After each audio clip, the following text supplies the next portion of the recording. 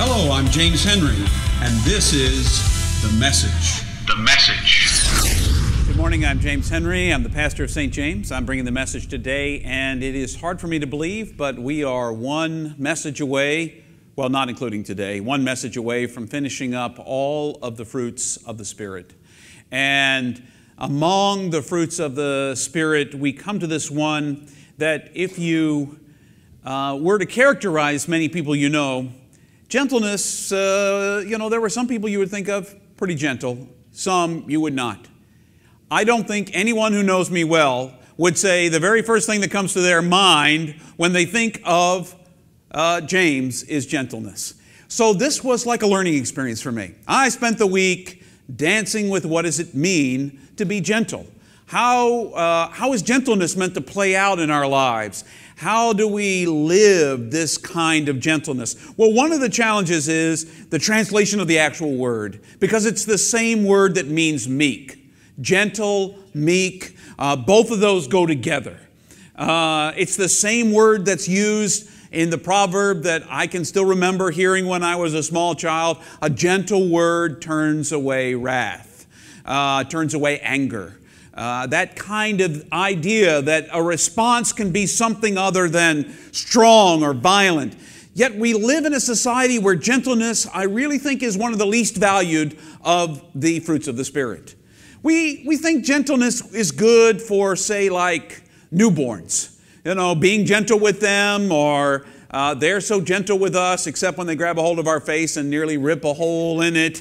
But they're just learning. They're not doing it on purpose. We hope for gentleness among nursery school teachers, but if you're a captain of industry or a captainess of industry, or if you're in some kind of cutthroat industry, which is essentially all of them, including clergy, you are expected to be tough and stand up all the time. And if somebody says something mean to you, you need to have something meaner to say back. It needs to be able to banter and stand on your own 2 feet and pull yourself up. And yet gentleness, this almost last fruit of the Spirit, is a different kind of feel. It has a different kind of flavor. It has a different kind of calling on our lives. Now, as a fruit, it's meant to grow. It doesn't start off, if you're not a gentle person right now, it doesn't mean you can't be.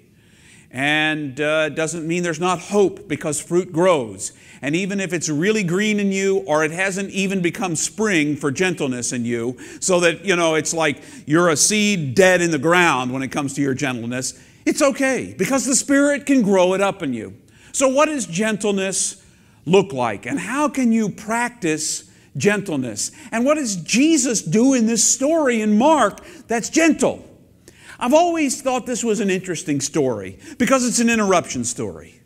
This story in the Gospel of Mark, Jesus, comes to town, and the head of the synagogue says, "Dude, my daughter," he comes to him, which is kind of unusual, actually, because most religious people didn't come to Jesus, but they came to Jesus. If it's your last resort, you will talk to that dude. It's kind of like, if you're at the end of your rope, you might pray, even if you're not a praying person, because you just need whatever. So Jairus comes to Jesus and says, "My daughter is dying. She's really ill. I need you to come." So Jesus, and of course a throng has gathered, this huge crowd. And so I wish I'd had Marge read the second half of the 24th verse, because it says that he's among a crowd. So it gets a setting. There are people pressing in on all sides. It's like going to a concert, I think. Not a concert where you have seats, but concerts where everybody is down in what, when I was younger, was called the mosh pit. I have absolutely no idea what it's called now. It probably has a different name. Someone could tell me, but you don't have to. But in any case, they're all jammed together and they're running into each other, and there's just constantly bashing up against each other. Now, in today's world, that would just drive us a little crazy, because all of us have a little bubble. Some of our bubbles are just really close to us, and some of our bubbles are really stretched out so that we don't want anybody to come any closer than this. Stay at this distance. In fact, I kind of like when I preach on Sunday morning because all of you are afraid to be close to me. I don't know whether it's because I spit when I'm preaching, or whatever it is, but you all stay far away from me, and I like that. This is about the right size bubble for me. Stay far away from me. Actually, that's not true. Actually, my bubble is very tiny. People touch me all the time. It doesn't bother me at all. I'm completely unfazed by that. But there are people who, when I lean into their bubble, it's like, this is my bubble. This is my bubble. Well, Jesus is like jammed on all sides, being touched. The disciples are probably, you can imagine, they're like his little entourage, like, you're not allowed to touch him, stay back, stay back. So they're trying to push people away while they're following this synagogue leader across town. Crowd pushing in on all sides. There's a woman who's lost hope. Lost all hope. We don't know her name. I wish we did, but we don't. For 12 years, the other Gospels say different amounts, but there could have been more than one woman, I don't know. But there were, for 12 years, she had spent all of her savings. She had gone to multiple doctors. And, as is sometimes the case with the healthcare system, she came out with no answer. She had spent a ton of money. They had run every test known to humanity 2,000 years ago. And all they had been able to do is charge her lots of money for running the tests. And she had come to the end of her lifetime maximum allowance. And there was nothing left. No money left. Nothing left to give. And she was desperate. And she heard there was this guy nearby. And his name was Jesus. And she thought to herself, he's healed some other people. We're in the 5th chapter by now. Jesus has done some healing by this point in the story. And she said, if I could just get close to him. Now, for us, that's not a big deal. We don't think anything of this, except that this woman has been bleeding constantly for 12 years. Constantly for 12 years. What's the big deal? Put a Band-Aid on it, no one pays attention. In ancient Hebrew society, 2,000 years ago, any bleeding person, male or female, was considered unclean. So you didn't go near other Jews. You didn't go near crowds. You were essentially, this was a sentence of isolation for the rest of your life, or at least until the bleeding stopped. And so this whole bleeding thing meant that she had lost, not only had she lost all of her savings and gotten no answer, but no one was allowed to touch her. No one was allowed to be near her until this thing got fixed. I don't know how doctors touched you, but maybe that was, outside of the realm, whatever. So she is completely isolated, and she decides to do something that for her would have been exceptionally brave. One of the things they could have done in response to having an unclean person wander into a Jewish crowd is kill her, probably by stoning to death. The cleanliness rules were pretty clean and were pretty clear. They were clean, but they were also clear. And so she decides to do something courageous that risks everything about her life, but she needs something. And so she sees Jesus go by, and somehow she slips her way into the crowd, and she touches his robe. And immediately, that's one of the things I love about Mark, that's his favorite word. Well, he likes Jesus a lot too, but as a word, he uses immediately. Everything happens like immediately. Everything's get fixed immediately, fast. Immediately she felt the power, and immediately he felt the power go out. And so he turns around. She's healed now, but he turns around and he said, "Who touched me?" The disciples, these are some of the sharpest tools in the shed, say, "Everybody's touching you, dude. Everybody's touching you. What are you asking? Who touched you? We're all running into you." Jesus knows what he's asking, though, so he doesn't let himself be daunted by the disciples. And he said, so he looks out at the crowd and he's looking around. And this woman steps forward. And she falls at his feet, we're told in this story, and she says, "It was me." And then she tells him the whole truth. From beginning to this moment, she pours her heart out. Now, at this moment, Jesus could have had any number of responses. If religious people in his time, Jesus was a religious person, not in the same way, but religious people at the time would be like, what were you thinking touching me? You've made me unclean. I can't go to Jairus' house now and do anything about his daughter. What were you thinking? I've got to stay pure. But Jesus opens a different kind of door. And he says, you know what, daughter? He calls her daughter. You know, and that might sound diminutive to you. I have gotten to a place now when I'm 52. Sometimes when a younger gentleman will assist me, I'll call him young man. I don't know when I crossed that line, when I felt it was okay to come call some 20-something or 18-something-year-old guy helping me out, young man. But I don't mean it diminutively. I mean it's a recognition of both his manhood and the fact that he's younger than I am. So I say it, you know, but I don't think it's diminutive at all. Daughter, your faith has made you well. And the word that's used for well, peace, wholeness, is what I think Jesus means by gentleness. It's the way he behaves to her, but he's given her not just back a piece of her life, healing her physically. I think we limit God sometimes when we just want a physical healing from God, because sometimes the physical healing doesn't come. But the true gentleness of God can bring other kinds of healing. Suddenly this woman has a family again. So, now this woman can be touched again. She can be in contact with other human beings.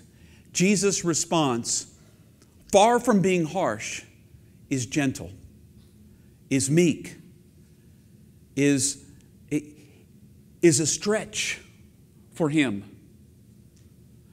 Now, of course, everybody else is rushing and bustling about him, and he stops to interact with one person, a nameless person. It could have been any one of us.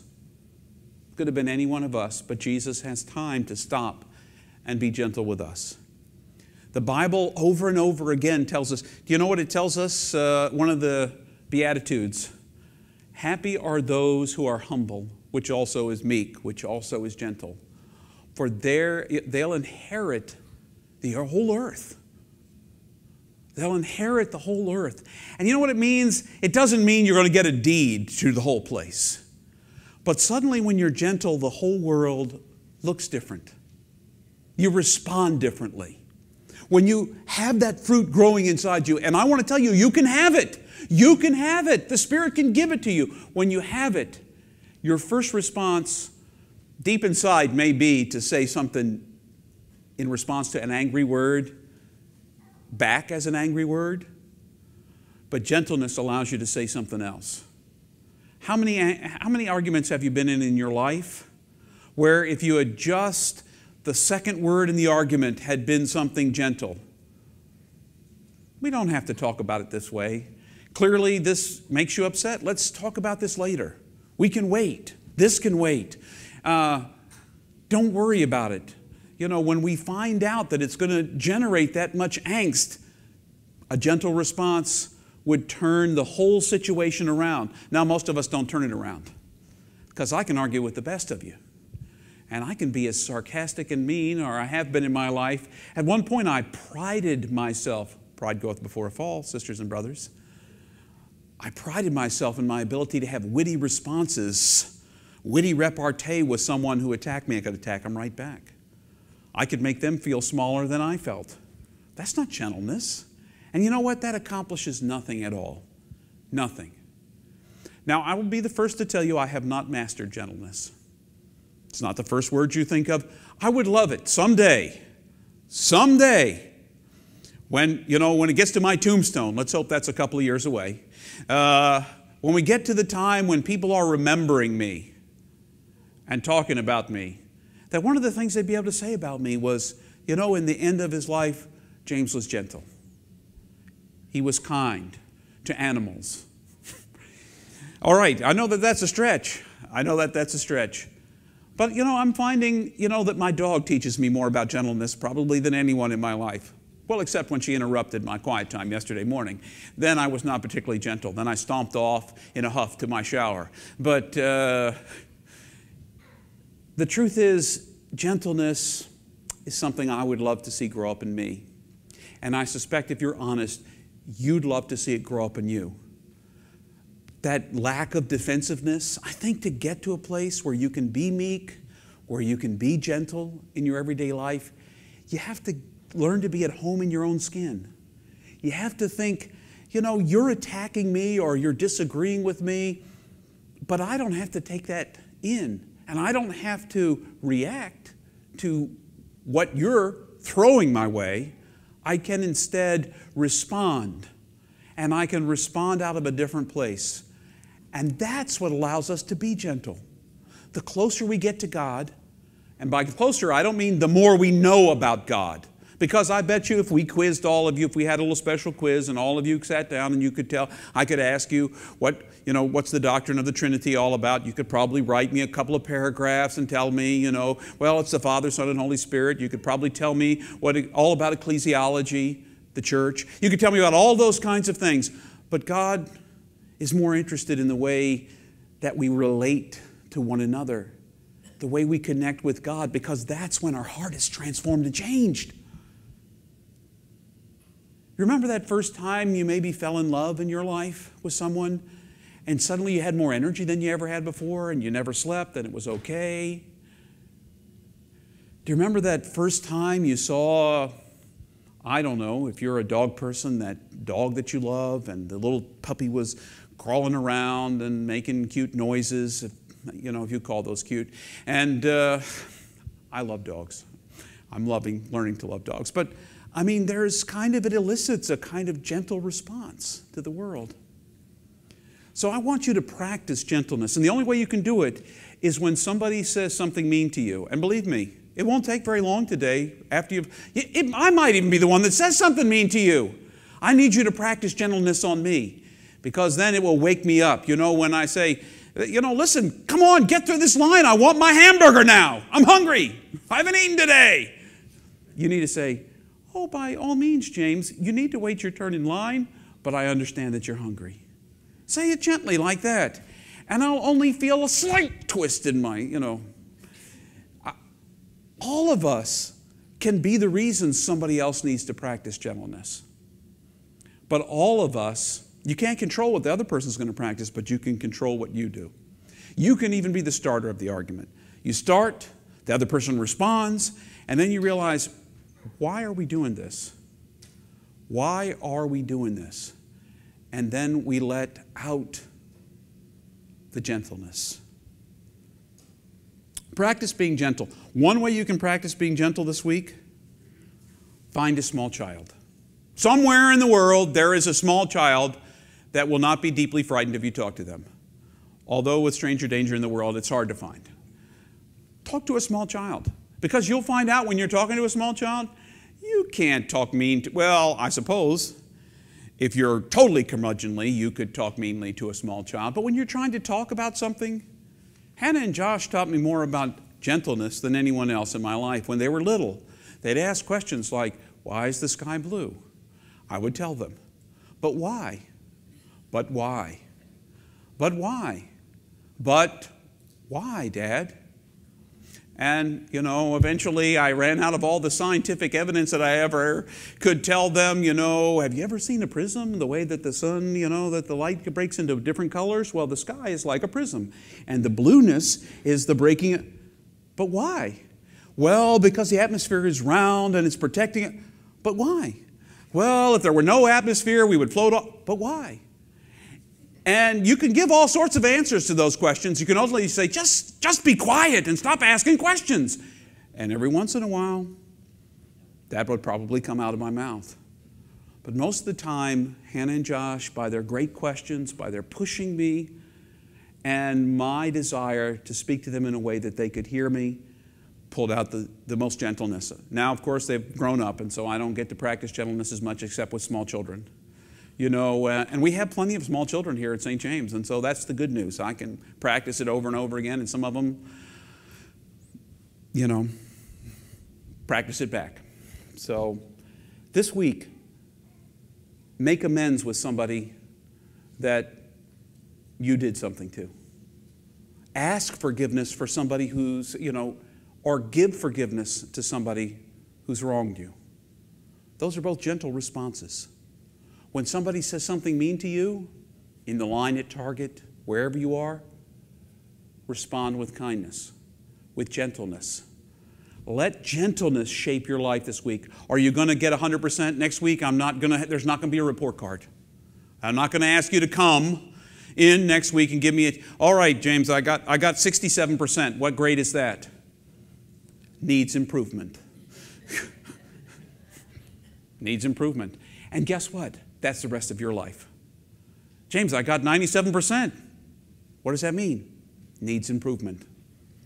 Got 3%. You can learn to be gentle. You can let the Spirit grow gentleness in you. You can decide that inside your skin, you're okay with who you are. And it's okay to respond differently than what's coming your way.